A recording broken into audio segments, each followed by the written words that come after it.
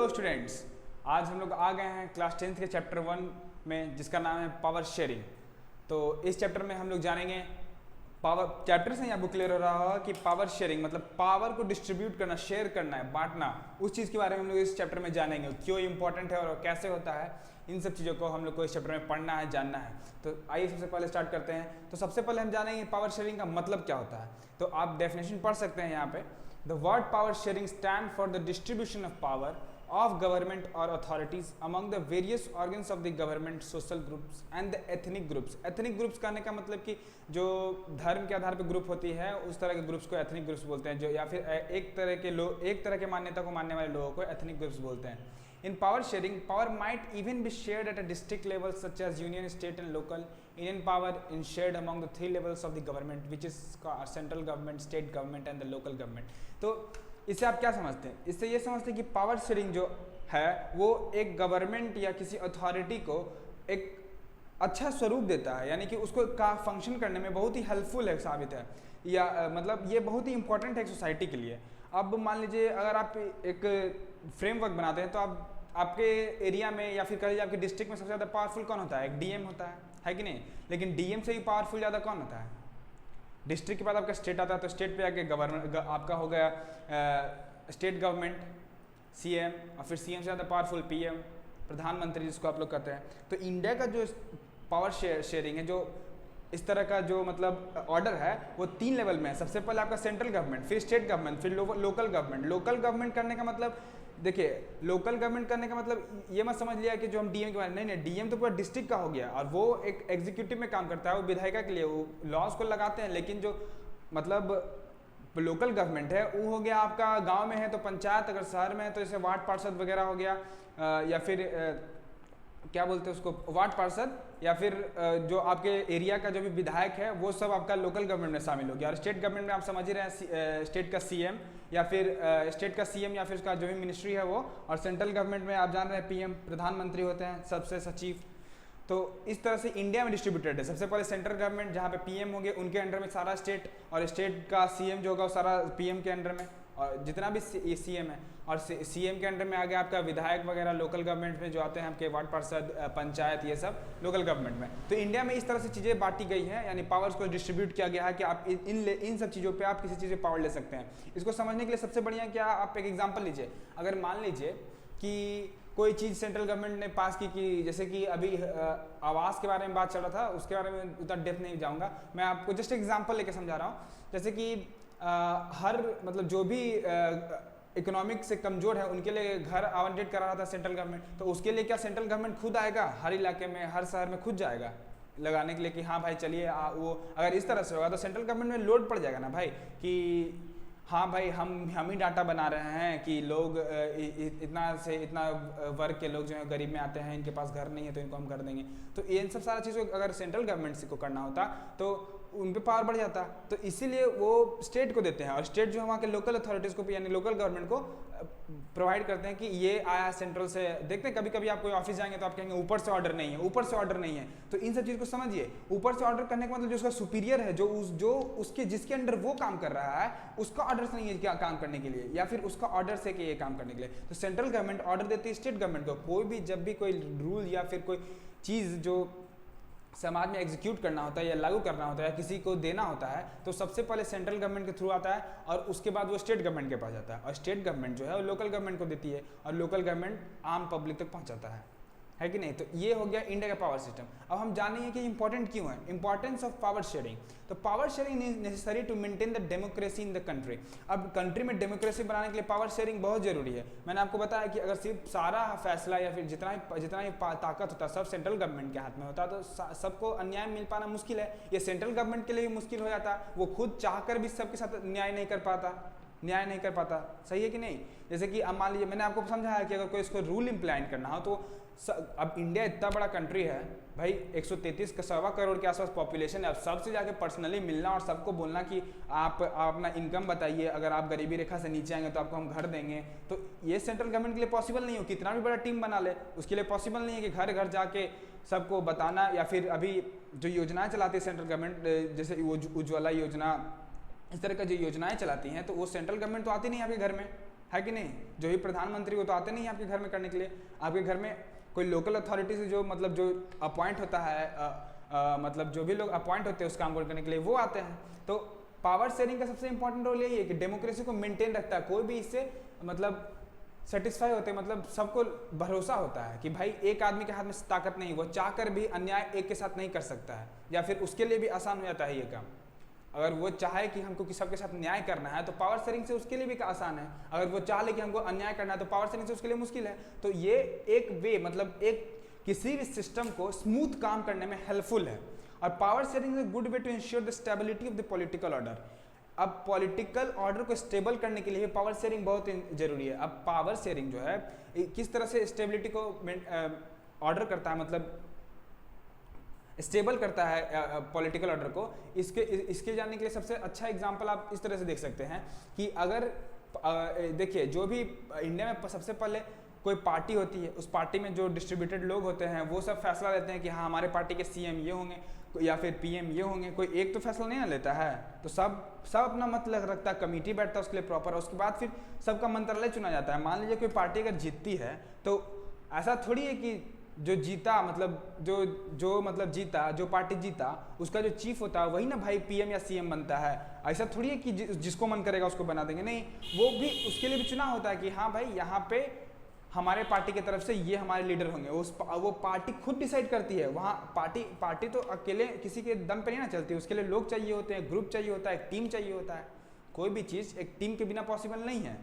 तो वो जो पॉलिटिकल ऑर्डर को मतलब सब लोग सेटिस्फाई होते हैं उसमें कि हाँ हमारा ये लीडर है और ये जब हम चुनाव जीतेंगे तो ये यहाँ के पीएम या सीएम होंगे, तो उस तरह से उसको स्टेबल करता है। यानी कि दूसरे लोगों में बदले का भावना या फिर जो निगेटिविटी है वो नहीं आता है उस पीपुल के प्रति कि वो सीएम बन गया, खुद था पार्टी का लीडर तो खुद सीएम बन जाएगा क्या, नहीं। तो इसीलिए पावर शेयरिंग बहुत जरूरी है। वो भी पावर डिस्ट्रीब्यूट करके रखा है कि चलो भाई जब हम चुनाव जीतेंगे तो ये फैसला लेने का तुम्हारा हक है, ये फैसला लेने का तुम्हारा हक है। तो उस तरह से स्टेबल करता है पॉलिटिकल ऑर्डर को पावर शेयरिंग। और ये इसलिए भी ज़रूरी है ताकि समाज में जो भी सोशल ग्रुप्स हैं, जो एनजीओज हैं, जो धार्मिक ग्रुप्स हैं, वो सब सेटिस्फाइड रहें। समझे? सेटिस्फाइड रहने का मतलब कि अगर आप आपका कोई मान लीजिए दो पक्ष है और कोई एक पक्ष का गवर्नमेंट है, और वो गवर्नमेंट के अगर वो पक्ष मान लीजिए एक पॉजिटिव एक निगेटिव इस तरह से नहीं, या फिर आप समझ लीजिए कोई दो पक्ष है और दोनों मतलब आपस में एक साथ सोसाइटी में रह रहा है। अब किसी एक पक्ष का पलड़ा भारी है, पॉलिटिक्स में उसका ज़्यादा पकड़ है, वो वहाँ का सीएम है, मान लीजिए सपोज दैट वो वहाँ का सीएम है और उसी की पार्टी के लोग सबसे ज़्यादा उस कैबिनेट में या फिर कह लीजिए सीएम ऑफिस में है, तो वो अपना चलाएगा हुकुम कि भाई हम चाह रहे हैं कि जो मेरा अपोजिशन है चाहे फिर जो दूसरा ग्रुप के पीपल है उनको हम सोसाइटी से हटा दें या फिर उन पर अत्याचार करें। तो ये तो सही चीज़ नहीं है। अगर हम उस पर अत्याचार करेंगे तो वो भी हमारे खिलाफ अपोज करेंगे, जब हमें अपोज करेंगे तो सोसाइटी में मारपीट हो जाएगा, है कि नहीं। दूसरे लोग क्लैश कर जाएंगे, आपस में एक दूसरे से लड़ झगड़ जाएंगे, है कि नहीं। तो इस चीज़ को हर सोसाइटी में सोशल ग्रुप्स को सेटिस्फाई करता है पावर शेयरिंग की। पावर शेयरिंग की है तो कुछ पावर हमारे पास भी होगा, कुछ पावर आपके पास भी होगा। अगर हम गलत करेंगे तो आप हमको बोलेंगे, अगर आप गलत करेंगे तो हम आपको बोलेंगे, है कि नहीं। इसको आप सबसे बढ़िया एग्जाम्पल है आप अपना स्कूल से समझिए। स्कूल में जाइए, देखिए आपकी क्लास का जो हेड होता है वो मॉनिटर होता है कि नहीं। और मॉनिटर जो है वो सारा बच्चा का मतलब रिपोर्ट, या फिर कह लीजिए अगर कोई क्लास में कुछ अनबन होता है किसी से तो वो जाके क्लास टीचर को बोलता है, और क्लास टीचर जाके प्रिंसिपल को बोलता है ना, कि ऐसा डायरेक्ट गया मॉनिटर गया डायरेक्ट जाके प्रिंसिपल को बोल दिया, नहीं, पहले क्लास टीचर के पास जाता है। अगर क्लास टीचर से वो प्रॉब्लम सॉल्व हो जाएगा तो प्रिंसिपल के पास क्यों जाएगा, है कि नहीं। ऐसे अगर सिर्फ मॉनिटर के हाथ में ताकत रहता तो वो तो अपना चलाता क्लास में। देखते नहीं मॉनिटर लोग दादागिरी करता है क्लासरूम में कि भाई तुम नहीं जाएगा, अपने आप को क्लास का हेड मास्टर समझने लगता है कि नहीं। तो उस तरह की चीज़ों है उससे बचने के लिए पावर शेयरिंग किया गया है कि मॉनिटर है आप, ठीक है, लेकिन आपको डिसीजन मेकिंग अथॉरिटी भी है, लेकिन अगर आप डिसीजन लेंगे तो आप पे नज़र कौन रख रहा है, क्लास टीचर। और अगर आप कुछ गलत करेंगे तो क्लास टीचर आपको प्रॉपर सजा देगा भाई। तो पावर शेयर इस तरह से सोसाइटी में स्टेबिलिटी या फिर पॉलिटिकल ऑर्डर में स्टेबिलिटी को मेंटेन करता है, समझे। It is also important to fair, impartial, responsible and the efficient ruling.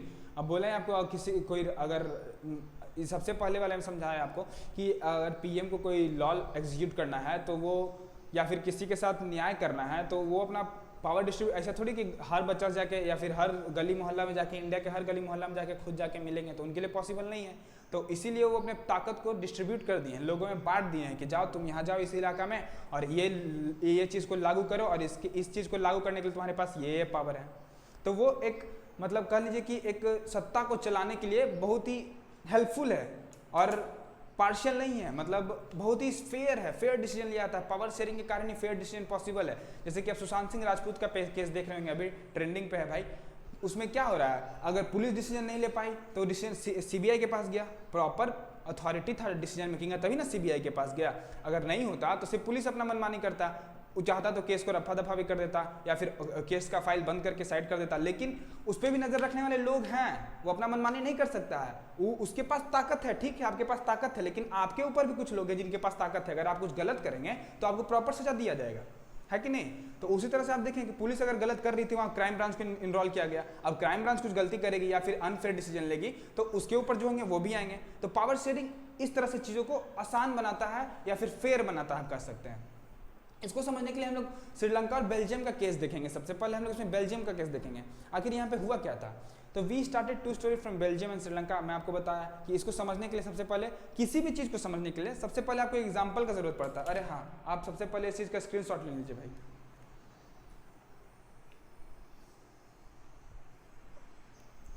अब चलते हैं बेल्जियम वाले केस पे। We started two stories from Belgium and Sri Lanka. Both the stories are given about how democracy handled demand of power sharing. The story yield some general conclusion about the need of power sharing in democracy. देखिए, किसी को भी सबसे पहले बुद्धि नहीं आता है। अब मान लीजिए कि आप जन्म लिए और जन्म लेते ही चलने लगे, नहीं, चलते समय आप गिरे भी होंगे। तब जब कोई डेमोक्रेटिक सोसाइटी चलता है या फिर उसका गठन होता है तो वो सोसाइटी चलता है, जब उसमें प्रॉब्लम आती है तब ना उसको सोल्यूशन खोजा जाता है, पहले प्रॉब्लम फिर सॉल्यूशन, है कि नहीं। तो उसी तरह जब बेल्जियम और श्रीलंका में जब डेमोक्रेसी स्थापित हो गया, बन गया, तो फिर वहाँ पे कुछ प्रॉब्लमें आने लगी। तो वो चीज़ बताया कि पावर शेयरिंग डेमोक्रेसी के लिए ज़रूरत क्यों है। मतलब वहाँ से लोगों को समझ में आया कि पावर शेयरिंग भी एक चीज़ है या फिर हमारे समाज को उस चीज़ की ज़रूरत है। तो दोनों ही केसेस में हम लोग देखेंगे। तो सबसे पहले हमने बेल्जियम में केस देखे थे, वहाँ पे हुआ क्या था। तो बेल्जियम एक बहुत ही स्मॉल कंट्री है यूरोप में, स्मॉल इन एरिया। वो हमारे हरियाणा राज्य से भी छोटा है, लगभग आधा है। वहाँ का पॉपुलेशन भी ज़्यादा नहीं है भाई, बहुत कम है। मतलब हरियाणा का जितना ही पॉपुलेशन उसका ऑलमोस्ट कर लीजिए कि आधा है। और ये जो बेल्जियम कंट्री है, इसके ये बॉर्डर फेस करता है, ये क्या हो गया, ये बॉर्डर फेस करता है आपका फ्रांस के साथ।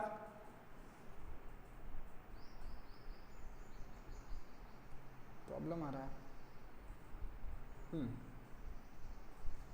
फ्रांस के साथ, नीदरलैंड और जर्मनी एंड लग्जमबर्ग, ये चार कंट्रीज के साथ ही अपना बॉर्डर शेयर करता है Belgium. The problem being faced by Belgium is to make the balance in power sharing among the different communities and ethic groups and the level of the government. मैं आपको बताया कि Belgium में जो power sharing है वो different ethic groups को, मतलब वहाँ से शुरू हुआ कि भाई ज़रूरत है पावर शेयरिंग का। मतलब वहाँ कुछ प्रॉब्लम आने लगी कि पावर शेयरिंग का ज़रूरत क्यों पड़ा।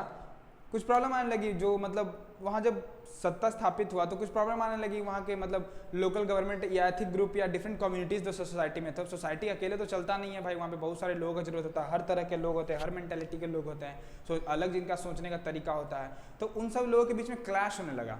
तो देखिए वहाँ पे क्लैश किस चीज़ को, मतलब आधार क्या था, क्लैश होने का वजह क्या था, वो हम लोग आगे जानेंगे। तो of the countries total population of 59% live in the Flemish region. मतलब 56% जो था वहाँ का पॉपुलेशन, वो लोग मतलब फ्लेमिश रीजन में रहते थे, और जो बाकी का 40% था वो वालोनिया रीजन में रहते थे। और जो 59% पीपल थे वो डच लैंग्वेज के थे, डच बोलते थे, और 40% वाले जो थे वो फ्रेंच बोलते थे।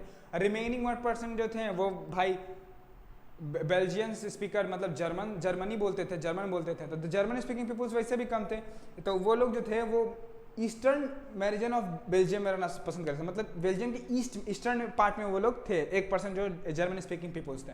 मेन यहाँ पे क्लैश हुआ आपका फ्रेंच और डच और फ्रेंच वाले लोगों में। बेल्जियम की राजधानी ब्रुसेल्स है, तो आपको पता होगा। ये मैप देखें, यहाँ पे आपको पता चलेगा, जो ब्लू वाला आपको फ्लेमिश रीजन है डच स्पीकिंग के लिए, ग्रीन वाला आपका जर्मन। देखिए ये ईस्टर्न साइड में है ना जर्मन, ये लोग 1% ही थे पूरे बेल्जियम में। और जो ये हैं ये आपके फ्रेंच स्पीकिंग पीपल्स हैं, वाइट वाला। और डच वाला आप देख सकते हैं फ्लेमिश एरिया में ब्लू वाला, और रेड वाला भाई जो बिजनेस कैपिटल रीजन है, मतलब ब्रुसेल्स है, सॉरी यहाँ ब्रुसेल्स लिखा क्लियर नहीं है, ब्रुसेल्स कैपिटल रीजन मतलब जो बेल्जियम का कैपिटल है ब्रुसेल्स, वो है रेड वाला एरिया। तो यहाँ कुछ अजीबोगरीब के सामने आए, क्या आया भाई, तो कैपिटल जो ब्रुसेल्स था वहाँ पे मतलब उल्टा हो गया, वहाँ जो जर्मन स्पीकिंग लोग थे वो लोग कम थे, पूरे कंट्री में कम थे, मतलब माइनॉरिटीज थे कह सकते थे एक तरह से आप, लेकिन और पूरे जो कंट्री में मेजॉरिटी में थे वो थे डच स्पीकिंग पीपल्स, लेकिन जो उनका राजधानी था ब्रुसेल्स वहाँ पे जर्मन स्पीकिंग पीपल्स ज़्यादा थे, जो जर्मन जो बोलते थे वो ज़्यादा थे, और जो डच पीपल्स डच जो बोलते थे वो लोग कम थे। वहाँ पूरे कंट्री में डच ज़्यादा है, ओवरऑल डच बोलने वाले ज़्यादा हैं, लेकिन जर्मन पीपल कम है पूरे कंट्रीज़ में, लेकिन जो कैपिटल है वहाँ का, वहाँ पे उल्टा समीकरण है, वहाँ पे 80% लोग जो फ्रेंच बोलते हैं और 20% लोग डच बोलते हैं, पूरे कंट्री में डच ज़्यादा बोल रहा है लेकिन राजधानी में कम बोल रहा है, तो ऐसा क्यों? तो minority French speaking community was relative rich and powerful, जो फ्रेंच कम्युनिटी थी, जो माइनॉरिटी थी वहाँ की, वो मतलब कम थे लेकिन पावरफुल थे और रिच थे, उनके कंपेरिजन में डच बोलने वाले कंपेरिजन में वो ज़्यादा रिच थे, पावरफुल थे और समझदार, मतलब कह सकते हैं कि आप रिलेटिवली रिच और पावरफुल थे उनके कंपैरिजन में। These were resented by the Dutch people and community who get to benefits of economic development and education much later। करने का मतलब कि ये जो डच पीपुल्स के द्वारा थे, इसी कारण टेंशन हुआ उनके बीच कि भाई वो लोग हम लोग से माइनॉरिटी हैं, बाद में जैसे 1950 और 1960 के 2 दशक के बीच में इन दोनों में इस बात का टेंशन था कि भाई फ्रेंच पीपुल लोग कम है पॉपुलेशन में, लेकिन उनका जो अधिकार है कंट्री पे, या फिर कह लीजिए कि उनके पास जो मतलब 40% है, लेकिन उसमें से कम 80 या 90% लोग वहाँ के रिच हैं, लेकिन अगर 60% आपका डच बोल रहे हैं तो जरूरी नहीं है कि वहाँ पे 50% के पीपल या फिर 55% पीपल रिच है, नहीं ऐसा नहीं था। वहाँ पे मतलब जो फ्रेंच बोलते थे वो लोग ज़्यादा माइनॉरिटी थे लेकिन ज़्यादा रिच थे और रिलेटिवली बहुत पावरफुल थे कंट्री में। तो इस बात को लेकर टेंशन होने लगा डच स्पीकिंग पीपल्स में और फ्रेंच स्पीकिंग पीपल्स में 1950 और 1960 के आसपास में। The tension between two communities was more acute in the Brussels and Brussels presented a special problem। मैं आपको बता कि ब्रुसेल्स में कुछ अलग ही चल रहा था, मतलब पूरा कंट्री में कुछ और समीकरण है, ब्रुसेल्स में कुछ अलग ही चल रहा था भाई पूरा। अब देखिए कैपिटल में अगर फ्रेंच बोलने वाले लोग ज़्यादा हैं तो समझ सकते हैं आप इसी से कि जो फ्रेंच वाले थे वो कैपिटल में रह रहे थे, ज़्यादातर लोग कैपिटल में रहते थे। और कैपिटल तो आप समझ रहे हैं, कैपिटल करने का मतलब राजधानी। अब राजधानी मतलब बहुत पॉश इलाका होगा भाई वहाँ का, और वहाँ सबसे ज़्यादा फ्रेंच पीपल हैं, लेकिन ओवरऑल कंट्री में फ्रेंच का माइनॉरिटीज़ में आते हैं। तो इस बात से आप समझ रहे हैं फ्रेंच पीपल बहुत रिच और सुपीरियर थे डच से। तो इसी बीच में इसी कारण डच और फ्रेंच वाले लोगों में टेंशन बढ़ गया, और 1950 और 60s के आसपास दोनों में बहुत ज़्यादा टेंशन, मतलब कह सकते हैं आप अंदरूनी जो तनाव होता है ना बहुत ज़्यादा बढ़ गया। तो ये जो प्रॉब्लम था ये ब्रुसेल्स में बहुत ज़्यादा निखर के आया, क्योंकि वहाँ पे फ्रेंच वाले ज़्यादा लोग थे और डच वाले कम थे। तो डच स्पीकिंग पीपल जो है constitute a majority in the country. और मैं आपको बताया कि डच वाले जो थे वो मेजॉरिटी थे पूरे कंट्री में, और कैपिटल में माइनॉरिटी थे, जो वहाँ का कैपिटल है वहाँ वो माइनॉरिटी में थे। In Belgium people with minority French were having more power and privileges. और बेल्जियम में जो माइनॉरिटी थे फ्रेंच पीपल, उनके पास ज़्यादा पावर प्रिविलेजेस था। मान लीजिए उनकी गवर्नमेंट अगर होगी बेल्जियम में उस समय मौजूदा, तो उसमें फ्रेंच पीपल बोलने वाले ज़्यादा पीपल्स होंगे। अब कोई अथॉरिटी बैठता है, अथॉरिटी बैठे या फिर कह लीजिए कि आप कोई अगर सोसाइटी गठन होता है तो उससे पहले मतलब कोई भी असेंबली टाइप कह लीजिए बैठता है, तो उसमें फ्रेंच बोलने वाले ज़्यादा लोग थे डच के मुकाबले में। तो डच पीपल इस बात से ऑफेंड हो गए, और इसी को लेकर के उन लोग के आपस में सिविल वॉर यानी इंटरनल टेंशन के कारण सिविल वॉर बेल्जियम में शुरू हो गया कि भाई फ्रेंच बोलने वाले कम है लेकिन सत्ता में उनकी भागीदारी ज़्यादा है, और डच वाले ज़्यादा हैं लेकिन सत्ता में उनकी भागीदारी कम है, उनको कम प्रिविलेजेस और पावर प्रोवाइडेड है। ऐसा क्यों? तो अपोज किए, और अपोज के कारण दोनों में क्लैश हुआ, सिविल वार हो गया शुरू बेल्जियम में। देखिए ये आपका ब्रुसेल्स लिखा हुआ, ब्रुसेल्स कैपिटल रीजन डच वर माइनॉरिटी। कैपिटल में डच माइनॉरिटी थे लेकिन ओवरऑल कंट्री में डच आर मेजॉरिटीज़, और जर्मनी तो 1% जो थे ईस्टर्न एरिया में रहते थे। इस मैप से आप समझ सकते हैं कहाँ पे कौन लोग थे और किस तरह का समीकरण था वहाँ बेल्जियम में। अरे इस चीज़ का स्क्रीनशॉट लीजिए भाई।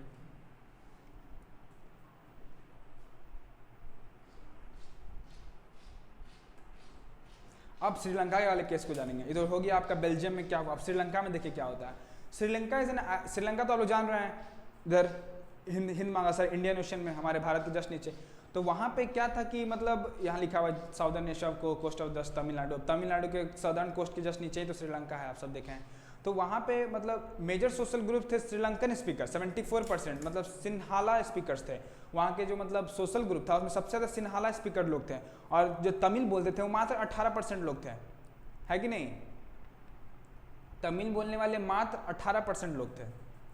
और अमॉन्ग तमिल देयर वर 2 सब ग्रुप्स, और तमिल को छोड़ के भी और 2 सब ग्रुप्स थे तमिल के अंदर भी, Tamil native of country and the called Sri Lankan Tamils and the rest who forefather came from Indian plantation worker during the colonial period are called the Indian Tamils. अब वहाँ पे कुछ इंडियंस जो है कॉलोनियल समय मतलब उपनिवेश काल में वो लोग माइग्रेट कर गए थे श्रीलंका की तरफ, तो उन लोगों में भी मतलब अब ऐसे ही उन लोग कम हैं जो तमिल स्पीकिंग है, वो लोग उन लोग का पूरा कंट्री में ऐसे भी 18% है पॉपुलेशन, लेकिन उसमें भी उनमें सब ग्रुप बना हुआ है, एक इंडियन तमिल्स में है और एक वहाँ के नेटिव तमिल्स में बटे हुए हैं। और जो सिंघाला स्पीकर्स थे वो 74% है, तो ऑब्वियस है उनका डोमिनेशन अधिक होगा भाई, जो ज़्यादा है संख्या में उनका डोमिनेशन ज़्यादा होगा। लेकिन डेमोक्रेसी में ये चीज़ गलत है, अगर आपका पॉपुलेशन ज़्यादा है तो ये नहीं है कि आप सत्ता में ज़्यादा भागीदारी है, आपका पॉपुलेशन ज़्यादा है ठीक है, लेकिन आप जितना सत्ता में भागीदारी शो करते हैं उतना ही दूसरे कम्युनिटी को भी ताकत मिलना चाहिए या फिर अपॉर्चुनिटी मिलना चाहिए सत्ता में भागीदार होने के लिए।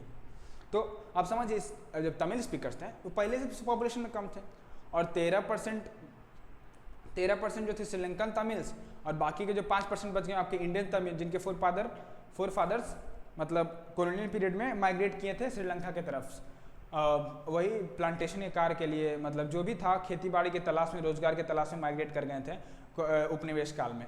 तो most of the Sinhala speaker peoples are Buddhist while most of the Tamils are Hindu and Muslims. तो जो सिंघाला स्पीकिंग पीपुल्स थे वहाँ पे वो सब बुद्धिस्ट हैं, तो 74% आप समझ लिया अप्रॉक्सिमेट बुद्धिस्ट थे, और जो तमिल स्पीकिंग थे वो ज़्यादातर हिंदू और मुस्लिम थे। तमिल बोलते थे लेकिन उनका भी धर्म अलग अलग था, हिंदू और मुस्लिम थे।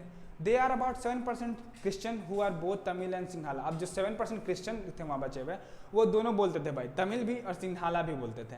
तो in Sri Lanka the Sinhala community enjoy even biggest majority and could impose it will on the entire country. मैं आपको बोला जब सिंघाला जब ज़्यादा बोल रहा है, 74% लोग बोल रहा है, तो उनका ऑब्वियस सी बात है कि उनका पावर डोमिनेशन अधिक होगा कंट्री के ऊपर, है कि नहीं? तो जो डेमोक्रेटिक गवर्नमेंट होगी या डेमोक्रेसी जो होगा उसमें ये चीज़ बहुत ही मतलब कह लीजिए आप टेंशन के रूप में उभर के आएगा कि भाई एक कम्युनिटी का ज़्यादा है पॉपुलेशन तो ज़्यादा सत्ता में भागीदार है, और एक कम्युनिटी का, देखिए डेमोक्रेसी का मतलब है कि सबको साथ लेकर चलना, किसी को पीछे नहीं छोड़ना, या वो मेजॉरिटी हो माइनॉरिटी हो। इसीलिए माइनॉरिटीज़ को हमारे कंट्री में माइनॉरिटीज़ को खास तरह के राइट्स भी प्रोवाइड किए गए हैं, है कि नहीं? तो वो राइट्स प्रोवाइड किए थे उनके बचाव को, कि जो मेजॉरिटी है कहीं उनको क्रश ना कर दें, तो उनके बचाव को प्रोवाइड करने के लिए की जाती है। तो उसी तरह से डेमोक्रेसी में अगर कोई भी एक ग्रुप या मेजॉरिटी और माइनॉरिटी अगर डोमिनेट कर जाता है गवर्नमेंट में, सत्ता में, इकोनॉमिकली कह लीजिए या पॉलिटिकली कह लीजिए, तो ये गलत बात है। दोनों को बराबर का मौका मिलना चाहिए, है कि नहीं? बराबर का मौका मिलना चाहिए ना भाई, तो डेमोक्रेसी आपका संभला रहेगा, मतलब स्टेबल रहेगा। तो ये श्रीलंका का केस हो गया। अब इस फिगर को देखिए, अब श्रीलंका का कॉम्बिनेशन आपको बहुत अच्छे से समझ में आएगा। अब तो ये 2 एग्जाम्पल हम लोग देख लिए कि भाई एक जगह मेजॉरिटी ताकत में था, एक जगह माइनॉरिटी ताकत में था। तो अब इस चीज़ को हम लोग पावर शेयरिंग से रिलेट करके पढ़ेंगे नेक्स्ट वीडियो में। तो इस वीडियो में आज के लिए बस इतना ही, तब तक के लिए थैंक यू।